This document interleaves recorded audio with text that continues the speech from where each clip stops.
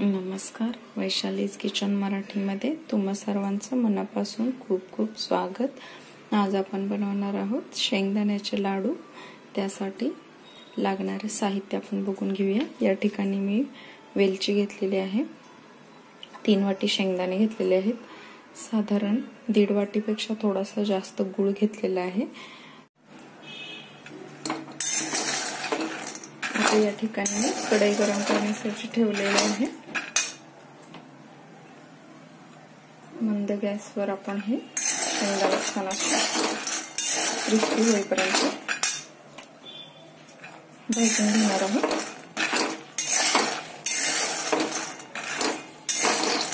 भाजून घेतल्यानंतर आपण याला थंड होऊन देणार आहोत।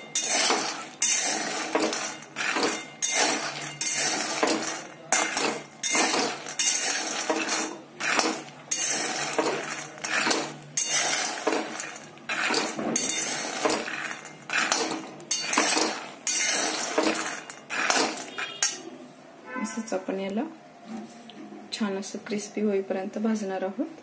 वेलची या ठिकाणी मी गरम करून घेतलेली आहे, साखर घालून ही बारीक करून घेणार आहोत आपण।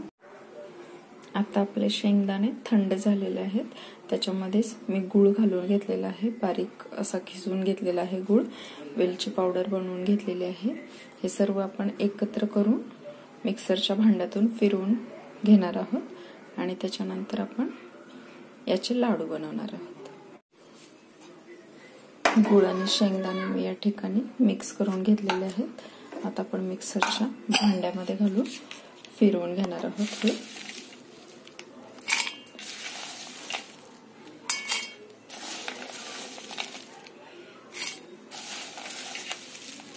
सर्व शेंगदाणे बारीक करून झाल्यानंतर आपण हे सर्व एकजीव करून घेणार आहोत मिश्रण, आणि नंतर मग याचे लाडू करणार आहोत। गूळ आणि शेंगदाणे मी मिक्सर मध्ये फिरवून घेतलेले आहेत आणि त्याच्यामध्येच वेलची पावडर ही घालून घेतलेली आहे। आता आपण याचे लाडू करून घेणार आहोत। तुम्हाला आवडेल तशा साईज नुसार तुम्ही बनवू शकता। मी छोटे छोटे बनवणार आहे। आपण याच्यामध्ये तूपही घालू शकतो, पण आवश्यकता नाहीये तशी तूप घालण्याची, पण आवडीनुसार तुम्हाला हवं असेल तर तूपही घाला त्याच्यामध्ये। तर तुम्ही बघू शकता अशा प्रकारे आपले हे शेंगदाण्याचे लाडू बनवून तयार झालेले आहेत। गुळ आणि शेंगदाण्याचे हे अत्यंत पौष्टिक असे लाडू आहेत। याला आपण भूक लाडू, तहान लाडू असेही बोलू शकतो। मुलांनाही खूप आवडतात हे।